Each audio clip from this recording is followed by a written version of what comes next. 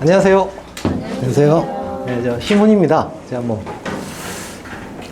일단 이제 우리 구체적인 그 수업의 커리큘럼이랑 이 수업 방식, 과제, 이런 거 아주 세부 사항들은 이 김승미 선생님이랑 그 다음에 신유진 선생님이 좀 설명을 하시는 걸로 하고요. 제가 이제 지금 두 분 다 지금 수업하고 이제 끝나고 이래가지고 애들 질문하고 있어가지고 제가 사실 좀 시간 때우러 들어왔습니다. 네. 근데 이제 두 가지 말씀드리고 이제 설명에 시작하도록 할게요. 먼저 이제 첫째가 있어서 이번에 고등학생 되는 이제 그 아이가 둘째, 셋째 이렇게 되시는 분들은 잘 아시겠지만 이제 제가 이제 이 수업을 지금 이제 예비고1 요 수업을 제가 이제 올해까지 하면은 중간에 이제 한참 하다가 고3 수업을 주로 하다가요. 이제 다시 예비고1 수업을 시작한 게 한 6년쯤 됩니다. 그래서 이제 6년쯤 됐는데 계속 이제 상담을 해보면 느끼는 답답함에 대해서 말씀을 좀 드리면서 이제 기본 오리엔테이션이라고 생각하시고 이제 5분만 할게요. 먼저 첫 번째 어머님들 이제 아이들 고등학교에 가는데 이제 국어에 대해서 이제 어떻게 좀 지도를 할 것인가, 어떤 길을 좀 이렇게 안내할 것인가 이렇게 계획을 세우실 때 가장 먼저 좀 드리고 싶은 말씀이 제발 이제 국어 했을 때 좀 뭐가 떠오르십니까? 국어 하면 시소설 수필이고, 그죠? 이게 떠오르고 윤동주 이육사가 떠오르고 김유정이 떠오르면요, 이게 이제 잘못된 길로 가게 됩니다. 그래서 먼저 첫 번째로 고등학교 국어라는 과목은, 고등학교에서 국어라는 과목은 일단 제가 볼 때는 다른 과목에서 하지 않는 거 모두 다 그냥 넣어놨다고 보시면 돼요. 자, 이제 한번 과목으로 한번 불러볼까요? 고등학교에서 국어를 잘한다는 게, 수능 가서 수능 국어를 만점 받는다는 게 어떤 거냐면, 일단 올해까지는 이제 선택 과목 제도가 있으니까 선택 과목 제도를 이제 이 아이들은 2028 입시 안에 적용되기 때문에요, 선택 과목이 이제 없습니다. 그래서 다 똑같아지지만 지금 기준으로 말씀드리면은 일단 언매화작이라는 과목이 있죠. 그죠? 이거 뭐죠? 언어가 뭡니까? 이거 모르시면 안 되는데? 언어가 뭐죠? 문법 말하는 겁니다. 네, 그래서 이제 어디 설명회 가셔가지고도 어디 설명회 갔는데 언어 하면요, 그게 무슨 라틴어, 그죠? 불어, 중국어 이 언어 말하는 게 아니라, 그죠? 뭘 말하는 거냐? 문법을 말하는 겁니다. 그다음에 매체는 뭐죠? 매체는 아이들이 이제 인터넷상에서 접하는 그런 데서 만나는 글이라고 생각하시면 돼요. 그래서 시험 문제 나올 때 이렇게 핸드폰 사진 같은 거 나오고요, 그 안에 좋아요 있다, 없다 이런 거 찾으라는 거고요. 그래서 언어, 매체, 그 다음에 화가 뭐죠? 화법, 말하기. 다음은 토론의 일부분이다. 이런 문제가 나오면은 그건 말하기 영역이 들어가고요. 그 다음에 문이 뭐죠? 언매화작, 작문을 말하죠. 그래서 쓰기, 그죠? 글을 주고 어느 부분을 고쳐야 할 것인가, 어떻게 고쳐야 할 것인가. 이게 일단 언매화작. 이거 4개가 합쳐서 현재 국어의 3분의 1을 차지하고 있습니다. 고등국어의 3분의 1이 언매화작으로 되어 있고요. 그 다음에 3분의 1, 이제 어머님들이 잘 아시는 거 뭐죠? 문학. 그런데 이제 이 문학도 따지고 보면 장르로는 지금 크게 몇 개 장르가 나오죠?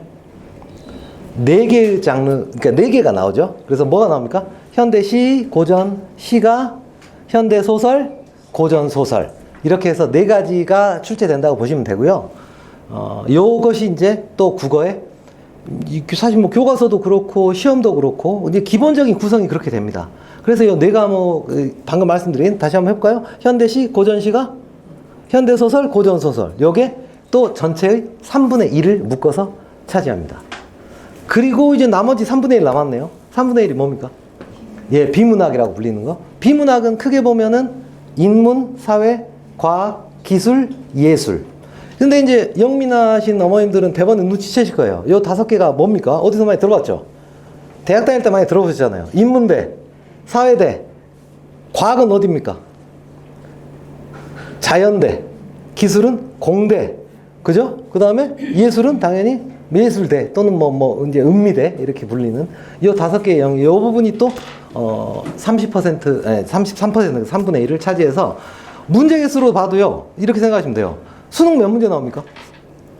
45문제 나오죠? 45문제 나오는데 그럼 15문제는 뭘까요? 아까 말한 화작, 언매. 15문제는 문학, 그죠? 15문제는 독서, 예, 비문학, 독서라고 불리는, 비문학, 독서라고 불리는, 이렇게 구성이 되어 있습니다. 그래서 이제 첫 번째, 이제 고등학교에 막 보내시는 학부모님들한테 좀 당부드리고 싶으신 것은, 아까 말씀드린 그거예요. 첫 번째, 좀 뭐에서 좀 벗어나자?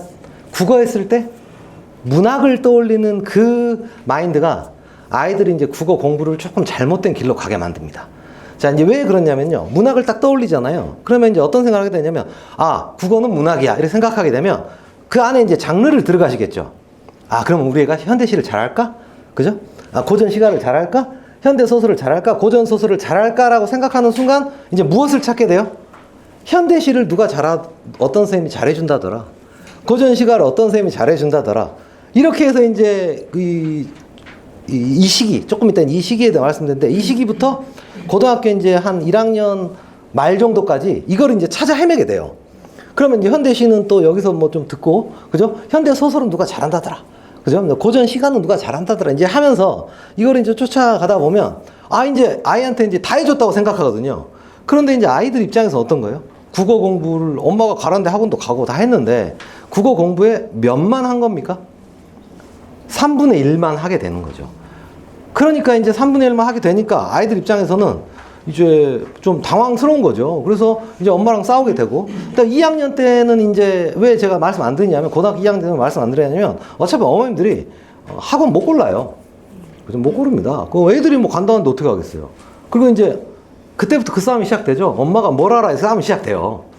그죠? 엄마가 뭘 알아? 싸움이 시작되는 게, 근데 저는 약간 아이들 편인 것도 있는 게, 엄마가 그죠? 야, 무슨 특강 누구 듣는다더라 해서 너도 들어라. 이렇게 해서 이제 학원을 보내다 보면은, 그때 2학년 때쯤 되면 사실 아이들이 엄마가 뭘 알아 하는 건 무슨 말이냐면, 내가 부족한 걸 내가 아는다는 말이거든요. 그러니까 나는 이게 어렵다. 그 다음에 분위기상 보니까, 선배들 대학 가는 걸 보니까, 이게 뭐, 현대시 잘한다고 대학 가는 게 아니더라는 거죠. 그래서 이제 자기들이 이제, 나름대로 이제 살 길을 찾겠다는 얘기니까, 뭐 어머님들이 하실 일은 사실은 이제 얼마 안 남았습니다. 1년 반 정도 하시면요, 어차피 애들 못 이깁니다. 그죠? 2학년 때 가면은 어머님들이 커리큘럼 짤 수도 없고, 이미 수학은 약간 그 정도 단계에 오지 않았습니까? 중3쯤 되면요, 이제 수학은 뭐 이제 테스트 보러 가라, 그 레벨 테스트 보러 가라고 하는 정도지, 어머님들이 이제 뭐 확통을 할 건지 미적을 할 건지 뭐 어느 부분이 이거진 커리큘럼 못 짜시잖아요. 그런데 이게 무슨 깡인지 국어는 할 수 있다고 생각하세요, 자꾸. 그래가지고 막 이렇게 하시는데, 일단 첫 번째로 좀 그런 어떤 국어의 구조. 그런데 그럼 이 중에서 실제로 근데 대학 갈 때는 이제 뭐 내신인 거고요. 내신인 거고, 실제로 이제 뭐 작년 2개월을 보니까 사실 뭐 아무튼 알고 계시죠? 작년 2개월 기준으로 하자면 뭐 어떻게 보면 좀 압도적인 1등이 어디죠? 입시 결과로서 1등? 이 동네 고등학교에서? 예, 그건 뭐 자사고로 치면 중동이 뭐 그냥 다 뭐 자사고 일반고 다 털어서 중동이 좀 뭐 1등 했다고 보시면 되고, 여학교에서는 진선이 좀 잘했고요. 뭐 이런 정도인데, 근데 이제 실제로 그렇게 대학을 갈 때 보면 이제 수시와 정시가 있다고 하면은, 이제 학교에서 이제 내세우는 우리 이런 얘기 있잖아요. 휘문고, 그죠? 중동고 이런 데서 3분의 1 정도가, 전체 재학생의 3분의 1 정도의 숫자가 의대를 갑니다. 그죠?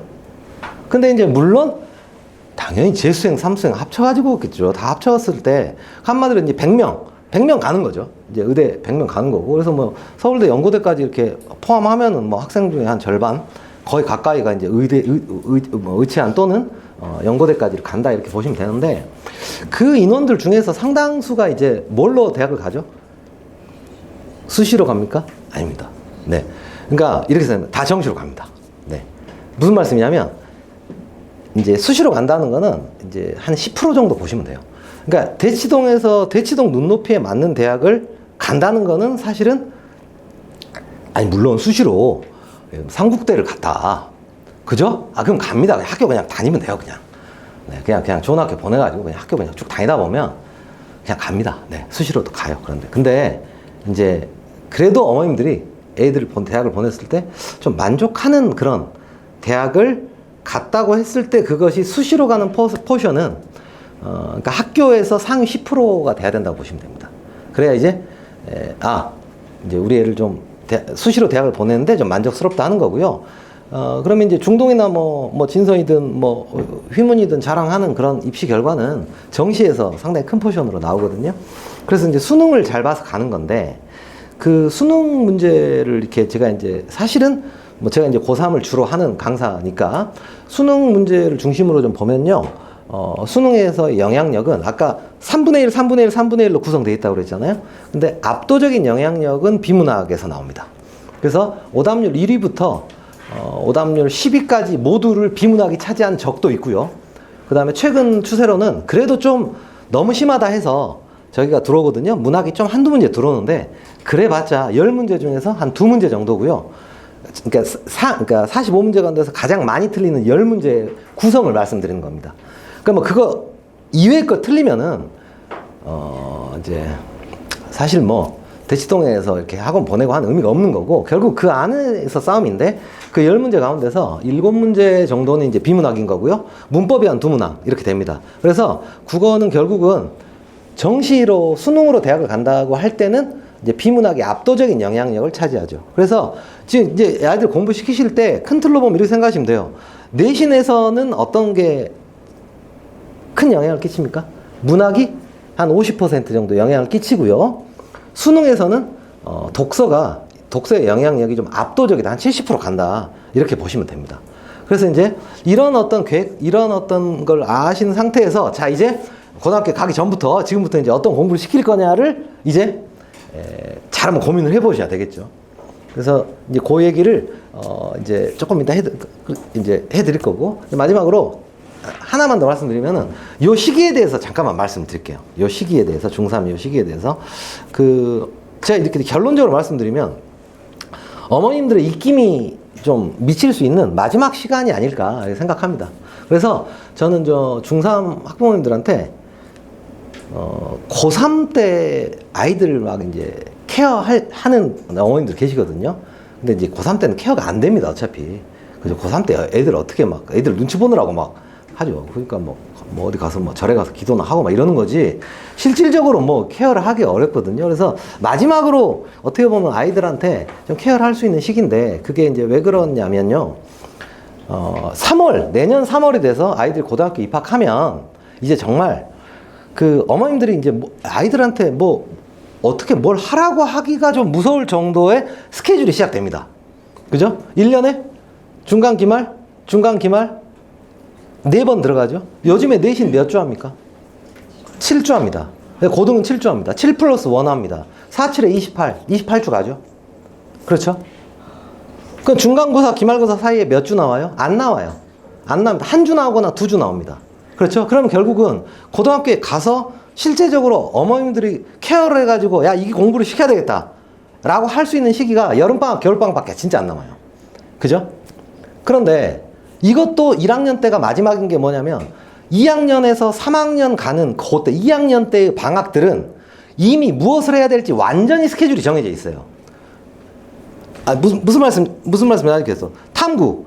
고3에, 고2에서 고3 올라가는 겨울은 무엇의 계절이에요? 탐구의 계절인 거잖아요. 그죠? 그거 뭘 해야 된다, 이건 완전히 정해진 거거든요. 여름에 문법 돌리고 하는 거, 이런 것들은, 그러니까 어떤 선택을 할 수 있는 여지가 별로 없습니다. 그래서 이걸 해야 된다가 다 정해진 때이기 때문에 이번이 이제 어떻게 보면은 좀 선택을 해가지고 이걸 좀 시켜보자, 이런 방식으로 시켜보자를 할 수 있는 좀 마지막 시기예요. 그래서 제가 이제 당부드리고 싶은 거는 애들을 좀 쪼아야 됩니다. 네.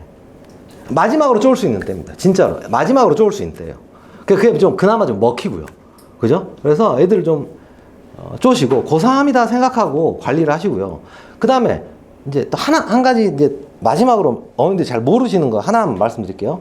그럼 고3 때 공부 열심히 하면 되잖아요. 그죠? 근데 고3 때는 이제 어마어마한 책이 나옵니다. 아무것도 할 수 없습니다. 뭐가 나오죠? EBS가 나오죠. 그죠? 수능 특강과 수능 완성이라는 책이 나옵니다. 자, 그래서 2학년 여름부터는 어머님들이 할 수 있는 게 없습니다. 네. 그러니까 할 수 있는 게 없다는 게 애들 잘 먹이고 이런 거 할 수 있죠. 그런데 무엇을 할 수 없다는 거냐? 이미 무엇을 해야 되는지가 다 정해져 있고 그것을 해 나가는 것 자체가 벅찬 시기가 찾아옵니다. 금방. 그렇다면 이제 어머님들이 조금 이렇게 운용의 묘를 발휘하실 수 있는 시간이 이제 시작됩니다. 7월에. 그래서 요때 특히 이제 국어에 대해서는 어떻게 해야 될지 좀 이렇게 잘 좀 설명을 들으시고 질문도 좀 많이 하시고 그죠? 이렇게 하시길 바랍니다. 네, 승미쌤, 네, 네, 나와주셔서, 네. 안녕하세요. 네.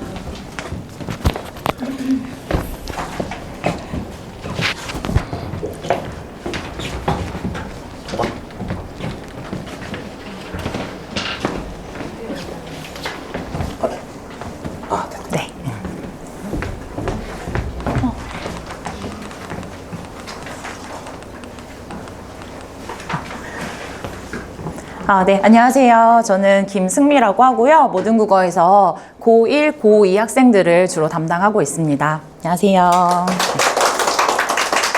네, 제가 이제 고1이들을 이제 주로 만나다 보니까 이번에 이제 예비 고1 설명회를 앞두고 어떤 이야기를 해드리면 조금 더 이제 좀 도움이 될까 이제 이런 고민을 많이 했어요. 그러니까 예비 고1 시기가 사실은 제일 좀 불안하기도 하고 걱정도 많이 되고 이제 이러실 텐데 어떻게 하면 우리가 좀 국어를 잘할 수 있을까에 대해서 좀 말씀을 드리려고 해요. 그러니까 사실 이제 지금 시점에서 우리가 다 같이 목표로 하는 거는 학교 들어가서 내신 잘해서 내신 1등급 받고 그리고 이제 3년 후에는 수능 잘 봐서 수능도 1등급 받고 그래서 결과적으로는 대학 잘 가고 이게 우리 모두의 어떤 이제 그림이잖아요. 그렇게 하기 위해서 지금부터 뭘 하면 좋을까에 대해서 좀 말씀을 드리려고 하는데요. 저희가 이제 진짜 국어는 예비 고1부터 시작이다 이렇게 이제 말씀을 드리면서 시작을 하려고 해요. 이제 관련해서 두 개를 좀 말씀드리고 싶은데 일단 첫 번째는 사실 이제 중학교에서는 아이들이 국어를 그렇게 어렵게 하지 않았을 거예요. 대부분 뭐 90점도 넘고 뭐 100점도 받고 하면서 국어가 문제다라는 생각을 하기가 좀 별로 쉽지는 않은데 일단 첫 번째 드릴 말씀은 일단 중학교 국어 점수는 잊으셔도 된다 이렇게 말씀을 드리고 싶어요. 그러니까 제가 고1 어머님들이랑 처음에 상담하면 어머님들이 제일 많이 하시는 말씀이 우리 애가 중학교 때는 국어 잘했어요. 중학교 때는 국어가 이럴지 몰랐어요 라는 말씀을 정말 많이 하시거든요. 한 10분 중에 5, 6분은 다 그렇게 말씀을 하세요. 그러니까 중학교 국어는 사실 좀 성실성의 평가라고 할 수 있고 고등학교부터는 이제 완전 새로운 판이다 이렇게 생각을 해야 돼요. 그러니까 아주 극단적인 케이스로는 어떤 친구까지 있었냐면 요번에 이제 기말고사를 준비하면서 저희 반에 이제 새로운 고1 친구가 있어요. 근데 이제 전화를 하면서 물어봤더니 이 친구가 중간고사 점수를 50점을 받았다는 거예요. 그럼 이제 사실 이제 절대적인 점수도 이제 그렇기는 하지만 한 학교가 한 370명 정도라고 하면 200등 2등 이하를 한 거예요. 그래서 어머님께서 너무 충격을 받았고 그러면서 이제 저희 학원으로 오게 된 건데 말씀하시는 게 중학교 때는 국어를 너무 수월하게 했다는 거예요. 그래서 중2 때는 3번 연속 100점을 받았대요. 그러니까 고등국어 어려워 막 집 팔아도 안 된대 라고 해도 이 정도일 줄은 몰랐다 이렇게 이제 말씀을 하셨는데 사실 이제 중학교 국어 점수는 정말 그냥 다 내려놓고 우리가 이제 진짜 국어를 해야 된다. 진짜 싸움을 준비해야 한다. 좀 이렇게 첫 번째로 말씀을 드리고 싶고요. 두 번째는 그러면 국어가 뭐냐라고 했을 때 아까 이제 원장님도 말씀하셨지만 국어라는 과목 안에는 문학도 있고 문법도 있고 비문학도 있고 화법 작문이라고 해서 여러 가지 좀 서로 다른 과목들을 한데 묶어서 국어라고 하는 거예요. 그러니까 이 중에 하나만을 준비해서는 안 되고 결국은 이 안에 있는 것들을 다 채워서 가야 한다. 좀 이렇게 말씀을 드리고 싶어요. 그래서 사실은 뭐 고1 때는 현대시라고 고2 때는 현대소설을 하고 이렇게 수학처럼 단계가 있는 학문이 아니라 초1도 현대시를 하고 고1도 현대시를 하고 고3도 또 현대시를 하잖아요. 그런 것처럼 여러 가지 과목들을 계속해서 꾸준하게 심화해 공부해 나가면서 점점 더 깊이 공부할 수 있고 그렇게 분석해 나가야 하는 게 이제 국어다 이렇게 말씀드리고 싶어요. 그래서 두 가지 일단 먼저 말씀드렸고요. 오늘 제가 설명드리려고 하는 건 이제 두 가지인데요. 첫 번째는 우리가 무엇을 해야 하는가. 특히 이 예비 고1 과정 그렇게 중요하다고 하는데 무엇을 해야 하는가에 대해서 말씀을 드리고요. 두 번째는 그것을 우리 학원에서는 저희 수업에서는 어떻게 할 것인가, 어떻게 해줄 것인가에 대해서 좀 말씀을 드리려고 해요. 자, 무엇을 해야 하냐라고 할 때 사실은 이제 균형 있게 다 해야 한다. 그렇게 서로 다른 성격을 가진 과목들이 모여 있는 게 국어라고 할 때 다 하는 게 중요한데 그 중에 조금 더 신경 써야 하는 건 사실 좀 비문학이긴 해요. 관련해서 말씀드리면 아까 이제 원장님도 말씀하셨지만 우리가 이제 이제 28 입시를 치르게 돼요. 그러면서 이제 평가원에서 이제 우리는 이제 수능을 이렇게 낼 것이다라고 이제 선제적으로 보여주는 예시 문항을 분석을 했더니 큰 변화가 두 가지인데요. 하나는 독서가 강화되고 또 하나는 문법이 강화되었다는 거예요. 그리고 두 가지를 강화함으로써 결과적으로는 균형이 훨씬 더 잡히게 된 거예요. 여기 보시면 원래 기존 수능은 이제 선택이 있었어요. 화작이랑 엄매라고 이제 불렀는데 언어가 문법이에요. 그러니까 사실 선택은 문법을 할 거야 말 거야 이 선택이었어요. 그래서 고1들은 다 문법을 조금 하지만 내신에서 문법이 너무 어려운 친구, 이런 친구들은 이제 약간 전략적으로 표점은 조금 양보해야 하지만 표점이 좀 떨어지지만 화작을 선택해서 다 맞겠다. 언어에서 2개 틀리느니 화작을 하겠다. 이런 선택이 가능했었는데 이제는 선택 과목이 없어졌기 때문에 다 같이 문법을 봐야 되는 이제 그런 상황이 된 거예요.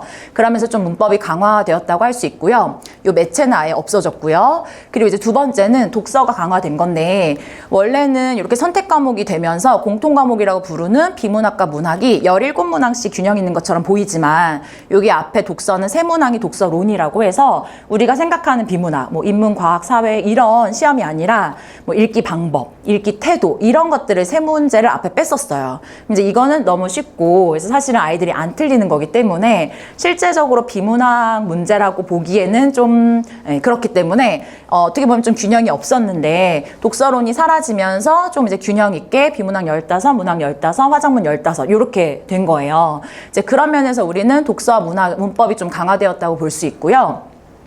세 가지를 다 해야 된다. 독서도 하고 문학도 하고 문법도 해야 된다. 이 세 가지를 다 해야 한다고 볼 때 어머님들께서 특히 어디를 신경 쓰셔야 하냐면 비문학을 신경 쓰셔야 돼요. 비문학을 잘 챙겨야 그나마 균형이 맞는 거예요. 비문학을 좀 더 한다는 느낌으로 가야 균형이 맞춰져요. 왜냐하면 아까 말씀드린 것처럼 저도 이제 내신을 하는데 저희가 한 번 내신을 준비할 때 최소 7주예요. 6+1에서 7+1 정도 하거든요. 그럼 사실은 학기 시작하면 내신 하다가 볼일 다 봐요. 그렇게 하면 이제 1년이 후딱 가는 거기 때문에 내신을 안 할 때, 그러니까 중간기말에 한 주 뜰 때, 여름방학일 때, 이럴 때 비문학을 막 해야지만 균형이 그나마 맞춰지는 거예요. 왜냐하면 내신에서는 비문학이 없기 때문에. 내신은 문학 문법으로 구성이 되어 있어요. 비문학이 있다고 하더라도 그건 너무 미미한 수준이고 소위 얘기하는 수능 비문학과는 결이 다르거든요. 그래서 어머님들께서 내신할 땐 내신에 집중하지만 그 외에는 항상 뭘 신경 써야 되냐면 비문학을 신경 쓰셔야 돼요. 근데 비문학을 신경 안 쓰고 지나가게 되면 2년 동안 비문학을 별로 안 한 채로 수험생이 되는 거예요.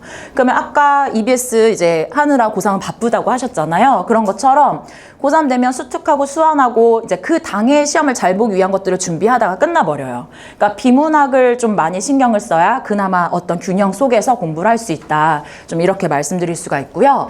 관련해서 또 말씀드리면 사실 아이들이 처음 보는 시험부터 사실은 이제 균형 있는 시험을 보게 돼요.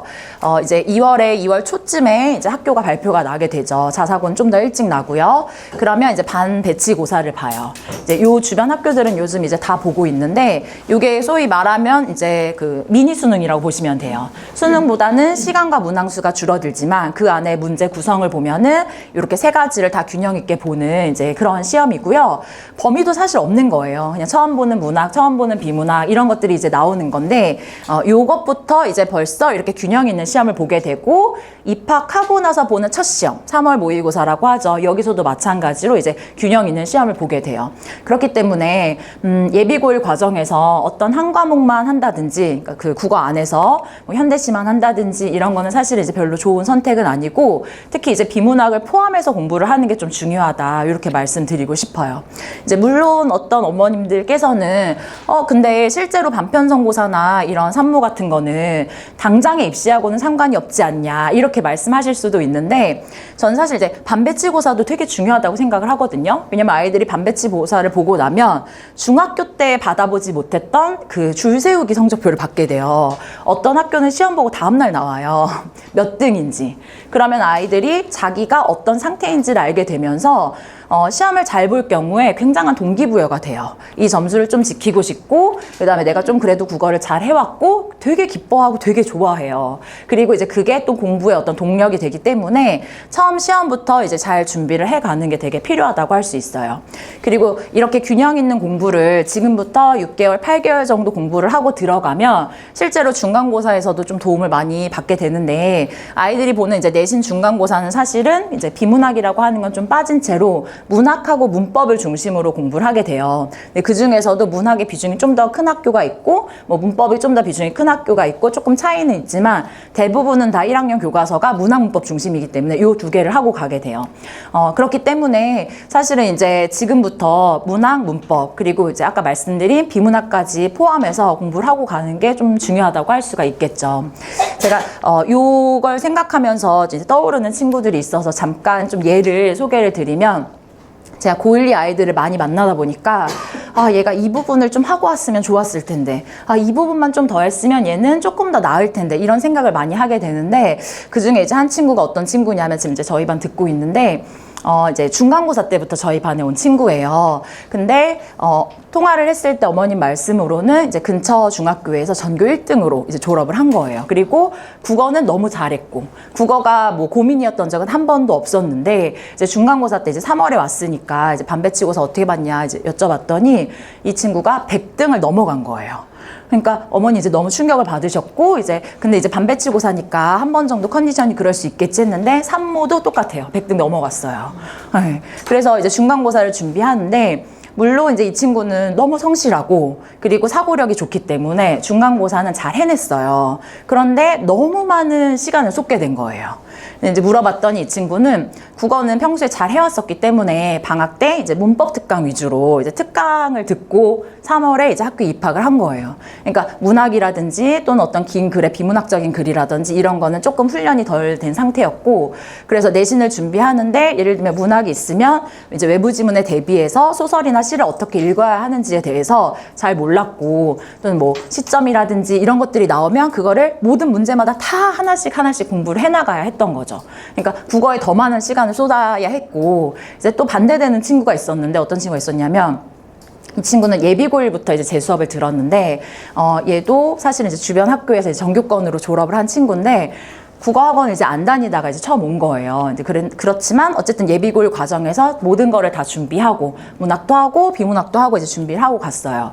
그러니까 그래서 얘는 이제 산모에서 국어, 수학 점수를 했을 때 이제 1등을 했어요, 학교에서. 그리고 이제 중간고사를 준비하는데 자기가 그래도 겨울방학이랑 이렇게 예비고일 과정에서 문학이나 이런 것들을 많이 공부하고 갔기 때문에 훨씬 더 그 시간을 다른 과목에 쓸 수가 있었던 거예요. 문법도 마찬가지고. 그래서 제가 이제 좀 드리고 싶은 말씀은, 아이들이 사실은 할 게 이제 너무 많기도 하지만 최소한 지금 6개월, 8개월 동안은 국어를 좀 준비하면서 그냥 뭐 문법이 약한 것 같아, 문법만. 또는 이제 우리 애는 뭐 문학에서 이 부분만 약한 것 같아, 이 부분만. 이렇게 보충하기보다는 어쨌든 전체적으로 균형을 가지면서 여러 영역들을 다 같이 준비하고 가는 게 좀 필요하다. 좀 이렇게 말씀을 드리고 싶어요. 그래서 이제 정리드리면 뭐를 해야 되냐. 다 해야 된다. 문학도 하고 문법도 하고 비문학 훈련도 해야 된다. 다 해야 된다. 좀 이렇게 말씀을 드리고 싶어요.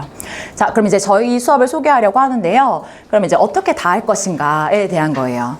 일단 이제 첫 번째는 이제 문학을 하는데, 이제 문학에서 제일 안 좋은 이제 선택을 하게 되는 게 뭐냐면 특강을 따라다니는 거예요. 그러니까 이번에는 뭐 현대시만 한다라든지, 또는 뭐 고전시가만 한다라든지, 이런 거는 사실은 좀 어떤 건강한 공부보다는 특강을 함으로써 조금 어느 정도 끝냈다는 좀 기분을 주게 되는 이런 좀 수업이라고 볼 수 있을 것 같아요. 이제 시들은 좀 짧기도 하고 특강을 하기도 쉽고 이제 수업을 듣기도 좀 편한 부분이 있어서 그런 수업들이 개설되고 많이 선택을 하게 되는데, 실제로는 문학 안에서도 시도 있고 소설도 있고, 그리고 이제 실질적인 문해력을 키우려면 좀 소설을 중심으로 봐야 하기도 하고, 이렇게 좀 균형과 그다음에 좀 종합적인 게 좀 필요하다고 할 수 있을 것 같아요. 그래서 사실 이제 문학에도 여러 가지가 있잖아요. 시, 소설, 극, 수필 이렇게 여러 가지가 있는데, 어머님들께서 이번에는 시를 들었다가 다음에는 소설을 들었다가 이렇게 하다 보면 좀 이제 구멍이 생기기도 쉬워요. 그래서 저희는 일단 이제 이번 처음 시작하는 이제 여름방학 과정에서는 현대시, 현대소설로 좀 균형을 갖고 시작을 하고요. 이제 겨울에는 고전소설로서 이제 이걸 좀 채우려고 해요. 그러면서 이제 저희가 꼭 중요하게 생각하는 것 중에 하나는 소설 전문을 읽히는 거예요. 이제 고1 교과서를 받으면 한 학기에 공통국어 1, 그 다음 학기는 공통국어 2를 이제 받게 되는데 교과서를 펼치면 그 안에 소설이 한 3편 정도 들어있어요. 근데 이제 그 소설들은 다 중편이나 또는 단편의 일부가 발췌해서 실려 있는 거예요. 그러니까 이제 소설 전문을 읽는다는 거는 사실은 별도로 하지 않는다면 고등학교 3년 동안 할 일은 없는 거죠. 그런데 실제적으로 소설을 읽어 나가면서 좀 문해력을 키우는 거, 그리고 소설 안에 인물의 어떤 관계도나 인물들의 그 미묘한 어떤 신경전이나 인물의 내면이나 이런 것들을 파악하는 거는 전문을 읽어 나가면서 좀 훈련이 되는 거거든요. 그래서 이제 고3한테 전문을 읽어라 이러기는 좀 부담스러우니까 우리가 이제 예비고1 과정부터는 이제 전문을 읽히는 거예요. 전문이라고 하면 단편 같은 경우에는 이제 그대로 제공을 하고요. 조금 더 이제 길다 중편이라고 하면 한 번 읽을 때 한 주에 대략 한 A4 용지로 16쪽 정도, 16쪽 정도 되는 분량으로 이렇게 이제 압축해서 이제 주게 되거든요. 그럼 아이들이 이제 오늘 수업할 소설을 그 전주에 숙제로 읽어오는 거예요. 그럼 수업 자체도 더 풍요롭게 들을 수 있고, 처음에는 읽는 게 조금 부담스러울 수 있지만, 이제 애들한테 이제 약간 퀴즈를 내듯이, 이번 주 소설에는 이제 남자 주인공이 이제 여자 주인공한테 선물을 줄 건데, 그 선물이 뭔지 다음 주에 퀴즈로 낼 거니까, 그거 찾아서 읽어와. 이러면 또 그 부분을 찾기 위해서 열심히 읽어요. 그래서 다음 주 퀴즈는 뭔가 궁금해하기도 하고, 그래서 좀 아이들도 읽다 보면 흥이 나서 많이 잘 읽거든요. 그래서 그렇게 이제 소설 전문을 읽히면서 어쨌든 우리가 예비고1 최소한 고2 될 때까지는 한 주에 한 편씩 읽으면서 좀 문해력을 키우는 거예요.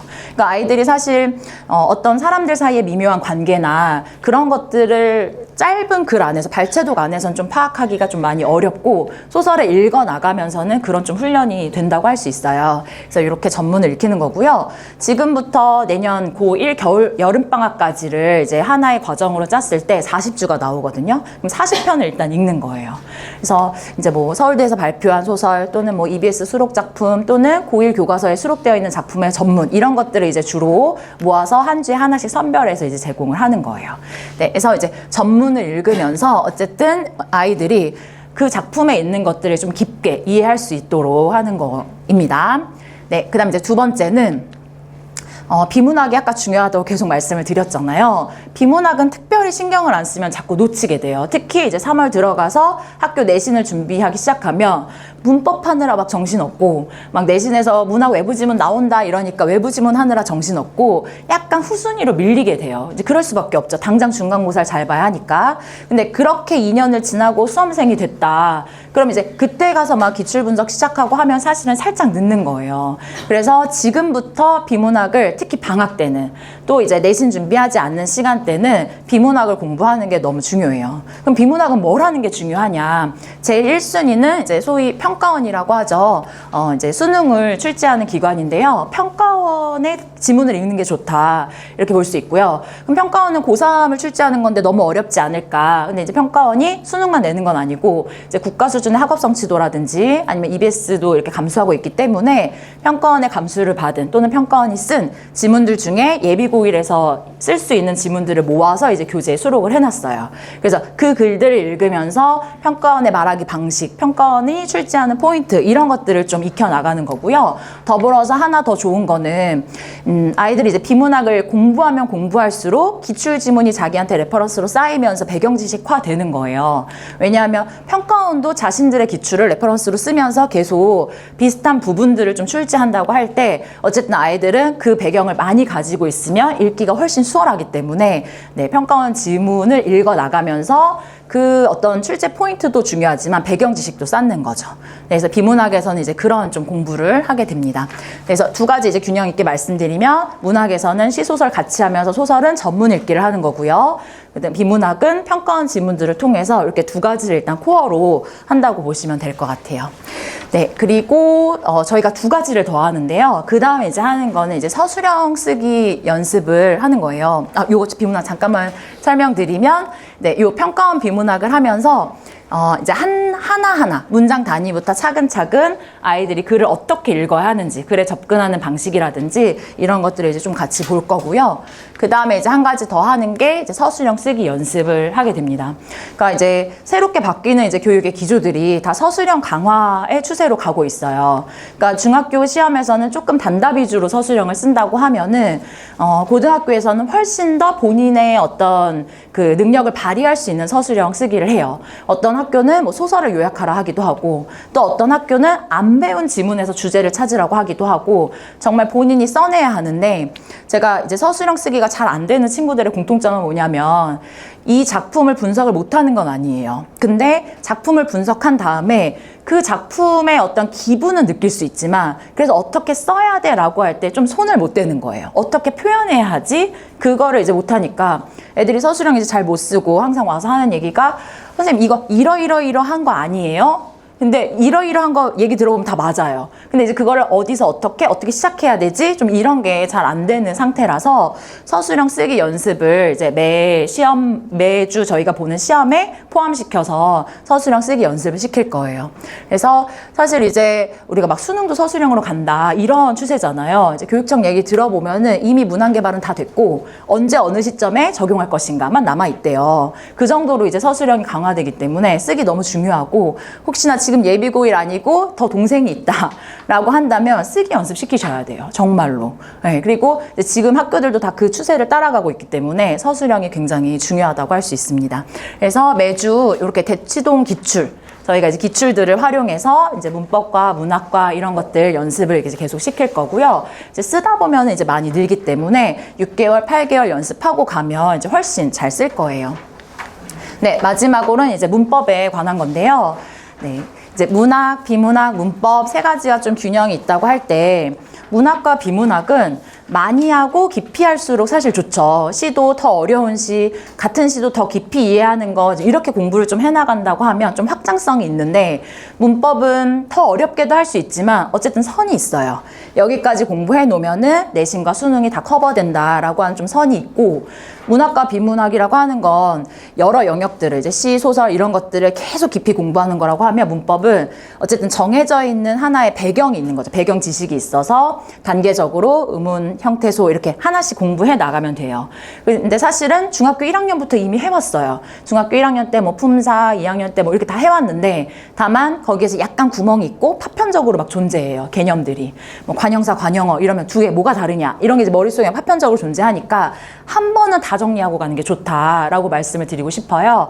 그래서 고등 입학 전에 한 바퀴는 돌릴 건데, 이제 그 시점은 이제 겨울이에요. 그러니까 이제 아이들이 2학기 내신 보고 나면 그 다음 시작하는 11월 과정부터는 입학하기 전까지 계속 이제 문법을 하거든요. 그러면서 현대문법 처음부터 끝까지, 그 다음 고전문법까지, 그러니까 모든 문법을 한번 다 보고 갈 수가 있는 거예요.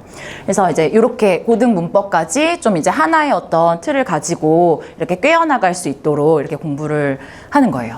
그래서 이제 정리드리면, 국어가 여러 과목이 있고 한데 이제 뭐를 해야 하냐, 다 해야 한다라고 할 때 어떻게 할 것인가. 이제 문학에서는 특히 이제 소설 전문 읽기를 중심으로 시소설을 함께 하면서 비문학을 같이 평가원 읽기를 하고, 서술형 쓰기 연습과 문학을 고등 입학 전까지 최소한 한 바퀴를 하는 것. 요게 이제 저희 수업의 어떤 이제 틀이라고 보시면 될 것 같아요. 네, 그럼 이제 전체 커리큘럼을 좀 소개를 해드리면, 여기 이제 중3 10월에 이제 중3 내신을 보잖아요. 그 앞에 14주 정도, 그 뒤에 16주 정도가 일단 제일 코어로 30주 정도를 공부를 하는 거예요. 사실 이렇게 긴 호흡으로 공부할 수 있는 시간이 정말 없어요. 고1 올라갈 때, 그리고 이제 고2 올라갈 때 10주 정도? 네, 그걸 제외하면 고1 올라갈 때, 겨울방학, 그 다음 여름방학, 고2 올라갈 때 10주. 이제 요게 단 거예요. 그러니까 사실 이제 긴 호흡으로 공부를 해야 어쨌든 국어도 조금 쌓여야 그 다음 단계, 조금 쌓여야 그 다음 단계 이렇게 가는 거잖아요. 이 쌓는 기간이라고 보시면 되죠. 14주 동안 어떻게 쌓으면 그 다음에 조금 더 올라가고 또 쌓으면 또 올라가고 이렇게 되는 거거든요. 그래서 14주, 16주 이렇게 일단 두 가지가 제일 중요한 긴 호흡으로 공부할 수 있는 시간이고요. 처음 14주는 일단 문학, 비문학을 하게 돼요. 문법은 이 뒤에 있고요. 14주 동안에는 이제 평가원 비문학과 시소설, 현대 시소설을 이제 같이 하는 거죠. 그래서 현대시, 현대소설을 같이 하면서 문학을 읽는 방법, 문학 개념어들을 다 볼 수 있고 매주 이제 소설을 한 편씩 읽어 나가면서 이제 문해력도 키우게 돼요. 네, 그리고 이제 내신 끝나고 오면은 이제 11월부터는 정말 이제는 돌이킬 수 없이 예비고일이에요. 이제는. 그래서 이제 11월부터는 거기에 이제 문법을 추가해서 문법, 문학, 비문학 이 세 가지를 같이 공부하게 돼요. 소설 읽기는 계속 하고요. 네, 그리고 나면 아이들이 이제 2월에 아까 말씀드린 이제 반배치고사를 보는 거죠.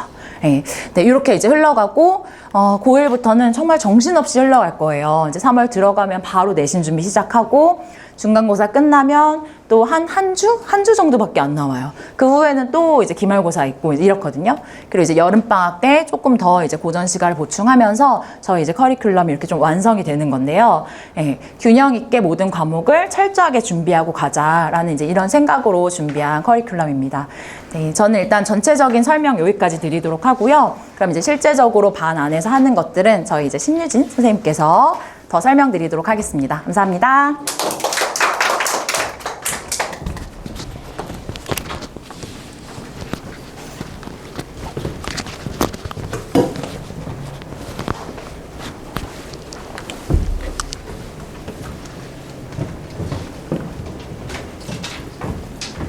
네, 안녕하세요. 지금 중3 담당하고 있는 신유진입니다.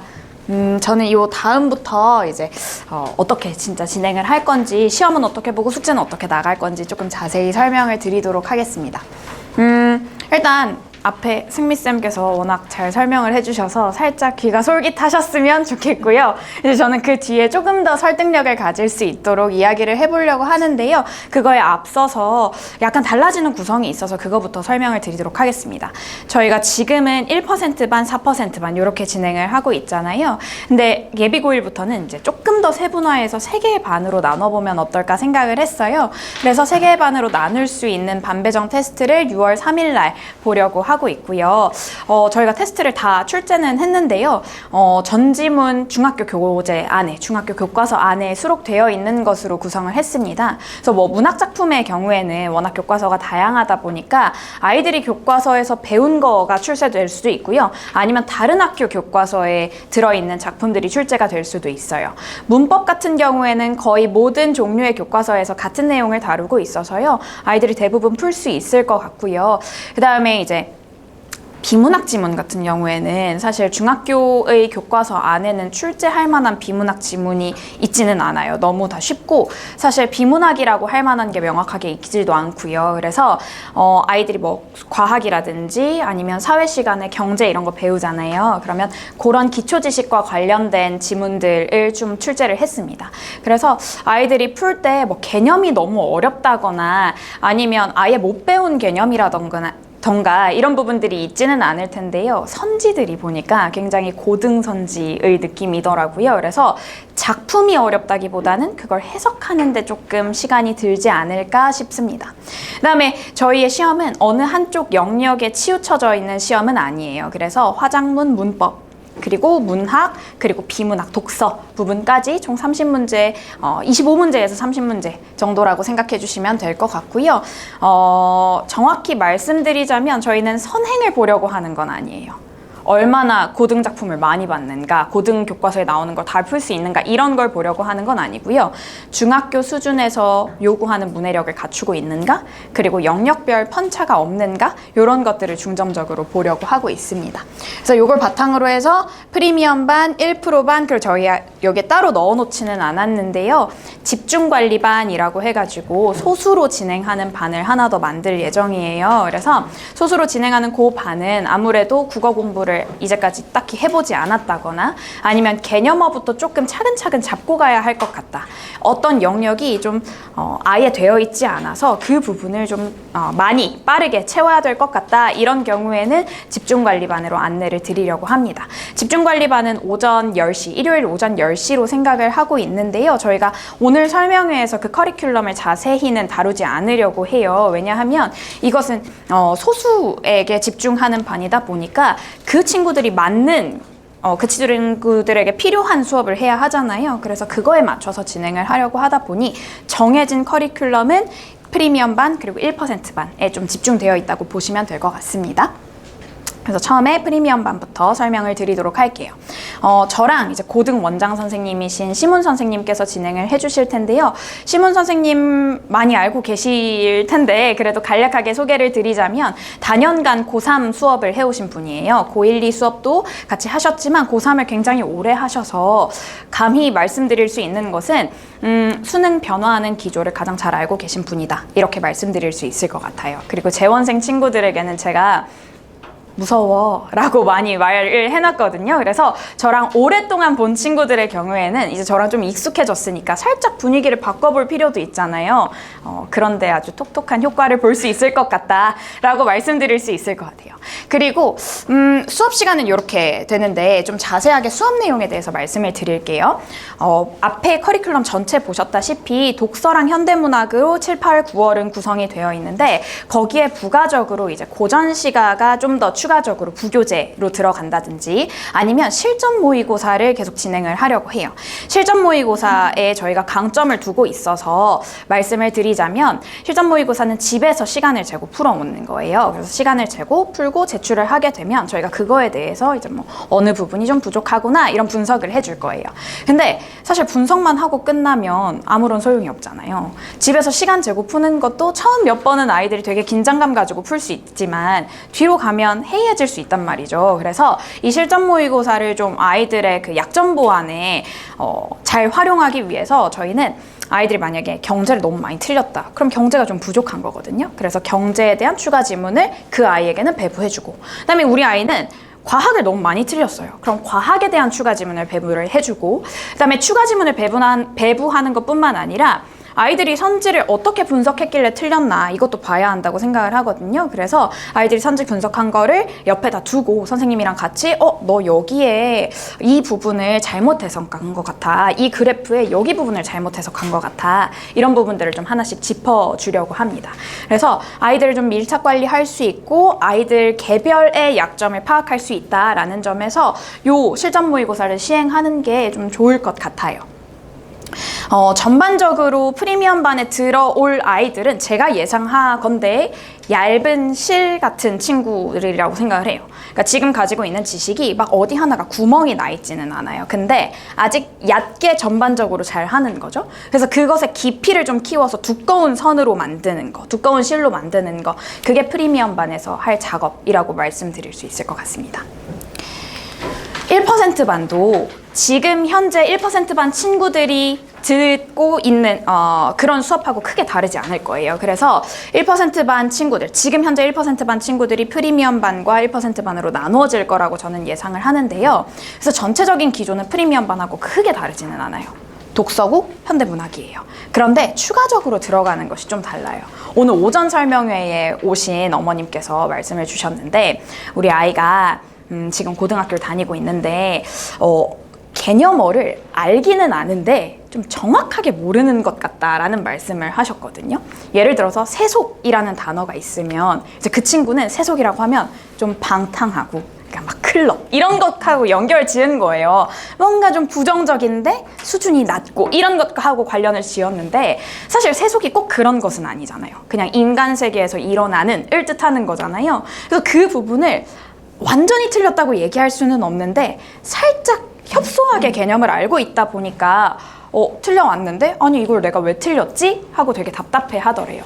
근데 그런 부분들이 종종 저도 가르치면서 보이거든요. 자주 보이는 것 중에 하나가 대화체라는 거가 문제에 나오면 아이들이 대화가 있어야 한다라고 생각을 하고 화자와 청자가 주고받는 무언가가 있어야 대화체가 아닌가? 선생님 이건 대화체가 없는데 왜 대화체가 있다는 선지가 맞는 거죠? 라고 저한테 물어보는데요. 대화체는 꼭 대답이 있어야 되는 건 아니에요. 향단아 이렇게 부르기만 해도 그 사람한테 말을 거는 거기 때문에 대화체라고 할 수 있거든요. 그래서 그런 개념들을 좀 잡아나가는 수업이 1% 반의 수업이 될 것 같아요. 그래서 아까 프리미엄 반은 얇고 긴 실이라고 말씀드렸잖아요. 얘는 선인데요. 실 같은 선인데요.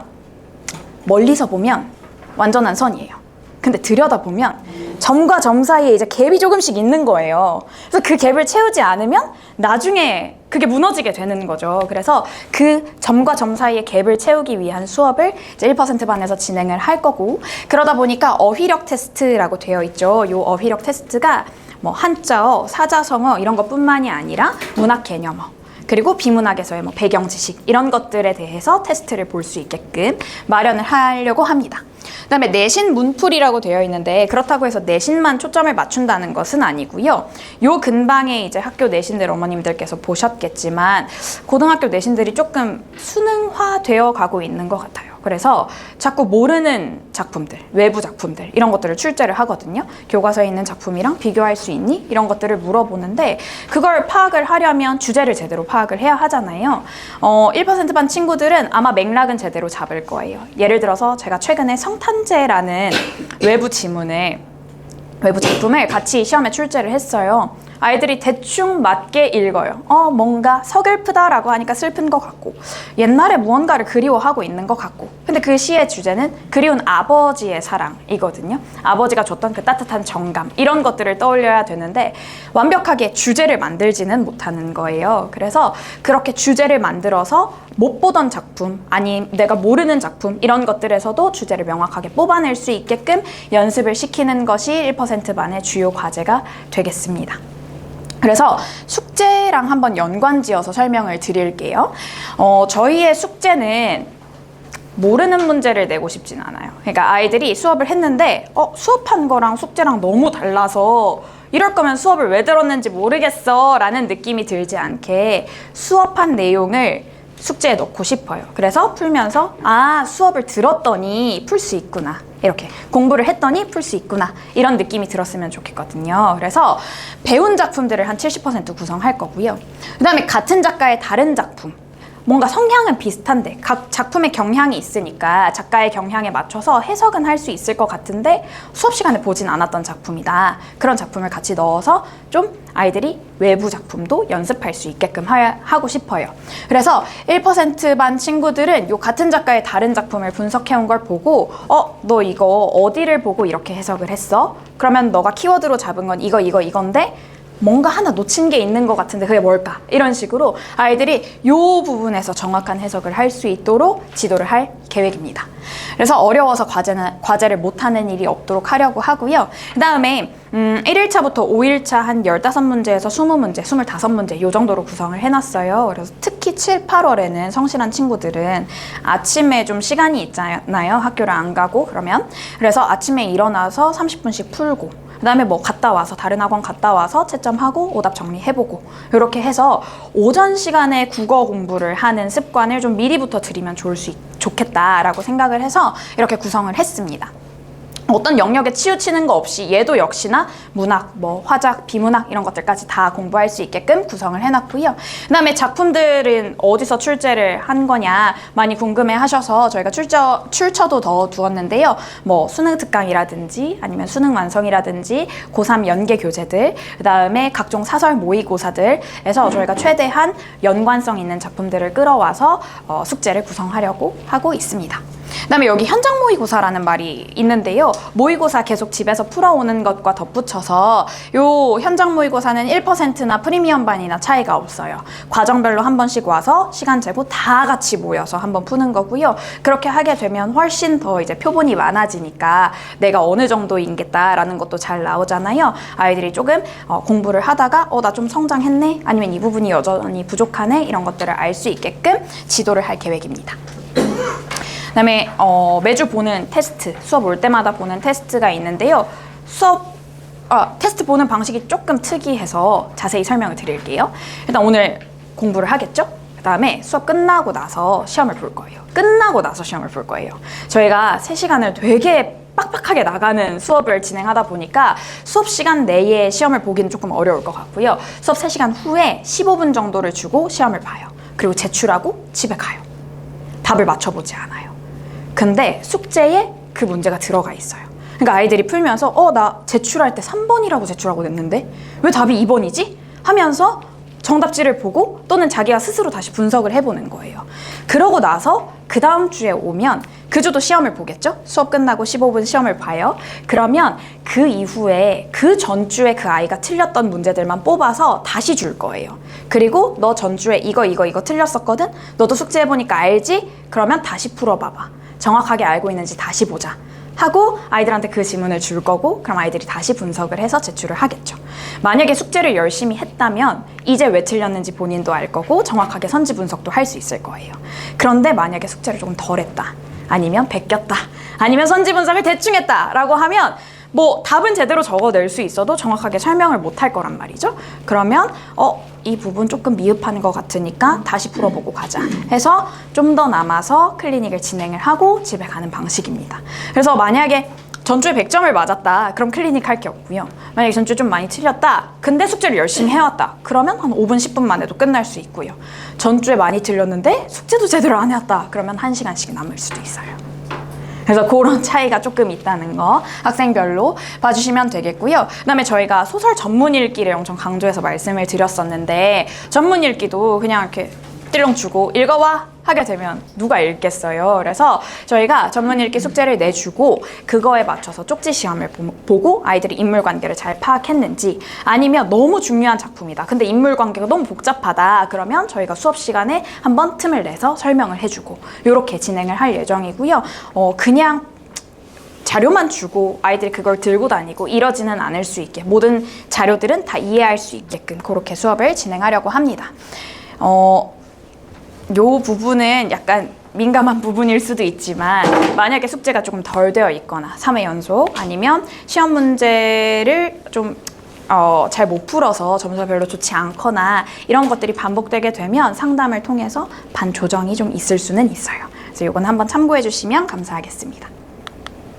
그래서 다시 한번 커리큘럼 보여드렸고요. 제가 마무리로 드리고 싶은 말씀은 고민이 많으실 것 같아요. 너무 들을 만한 강의도 많고 너무 유명하신 선생님도 많고 하다 보니까 제가 상담 전화 드리면 되게 다양한 고민을 하고 계시더라고요. 뭐 이 분이 너무 유명하다는데 한번 들어봐야 되지 않겠냐라든지, 아니면 대형 강의를 고3 가면 많이 듣게 되잖아요. 근데 그 대형 강의에 어떤 흐름에 좀 아이가 한번 노출되어야 되지 않겠냐, 그래야 나중에 적응도 할 수 있지 않겠냐, 이런 질문들을 많이 주시더라고요. 그래서 제가 뒤에 질문부터 답변을 드리자면, 지금 가서 대형 강의에 적응하는 것도 좋을 것 같기는 한데요. 저는 예비고1에서의 대형 강의가 고3에서의 대형 강의를 대표해 줄 수 있다고 생각하지는 않아요. 왜냐면 고3의 대형 강의는 조교 선생님들도 훨씬 많이 붙고, 그다음에 선생님도 이제 정말 직전이니까 더 많이 신경을 써주시고 한단 말이죠.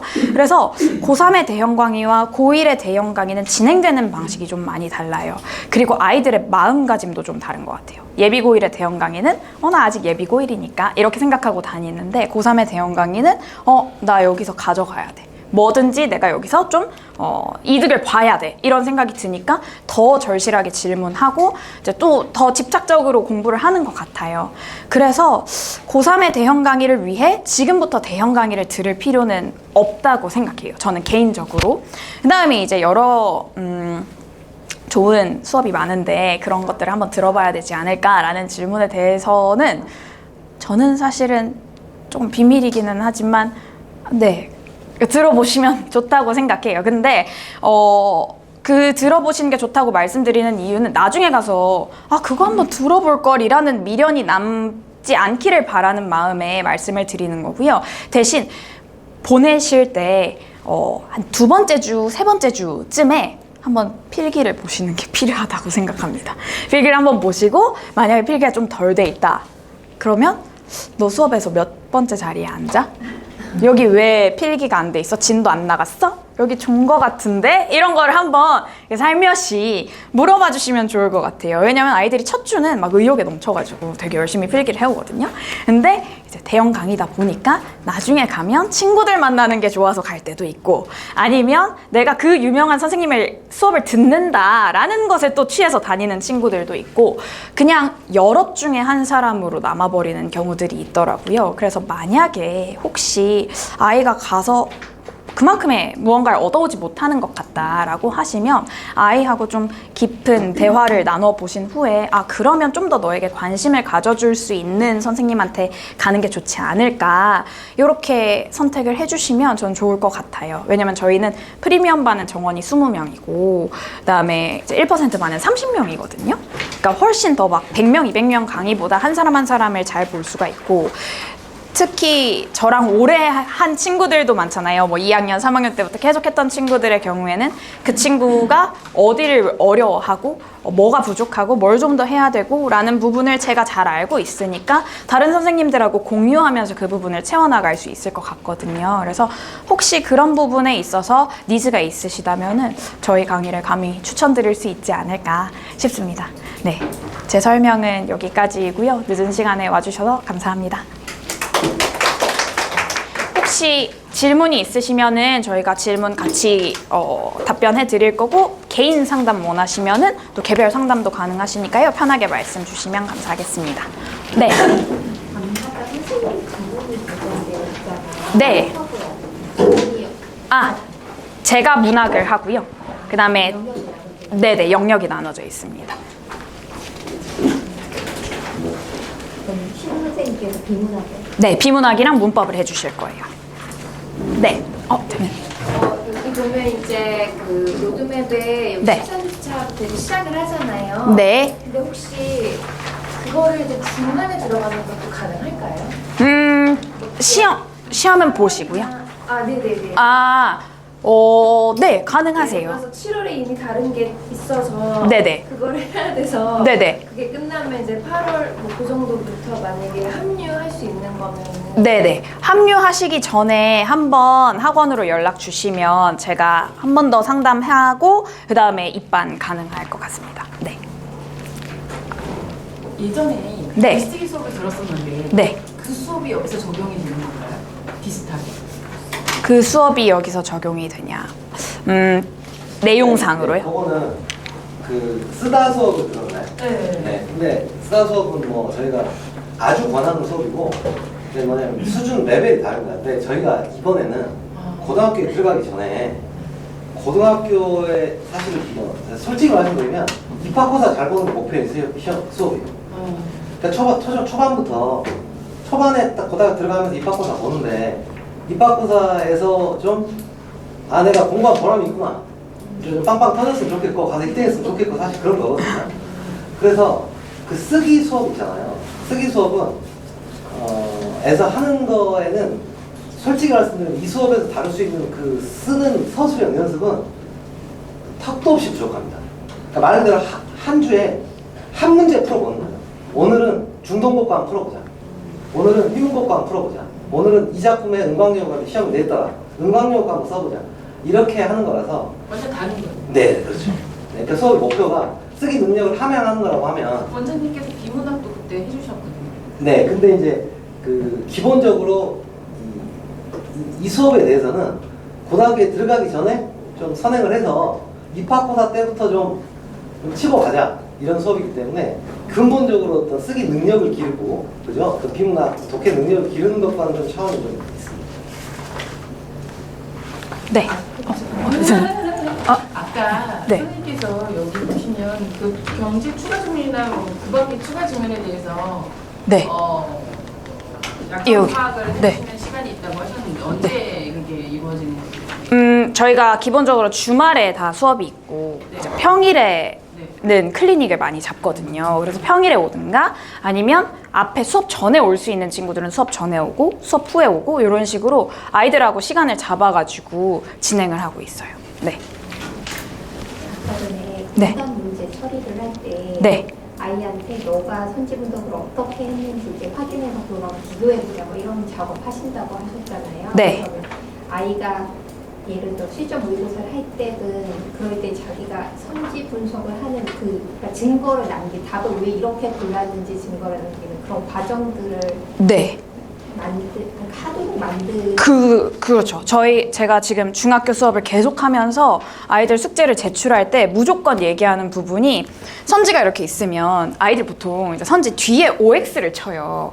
근데 저는 그거를 원하지는 않아요. 왜냐면 이게 전체적으로 O고 전체적으로 X고가 중요한 게 아니라 X인데 어디가 X인지를 알아야 되거든요. 그래서 저랑 중학교부터 계속 수업을 해온 친구들은 그 부분에 X를 치게끔 계속 트레이닝을 시키고 있었어요. 그래서 실전 모의고사를 볼 때도 이제 본인이 억지로 그걸 하는 게 아니라 여기 틀려서 X, 여기 틀려서 X가 그냥 자연스럽게 나올 수 있도록 아이들한테 교육을 시키고 학습을 시키고 그 다음에 그걸 들고 오게 되면 제대로 된 부분에서 X를 쳤구나 라고 가는 거죠.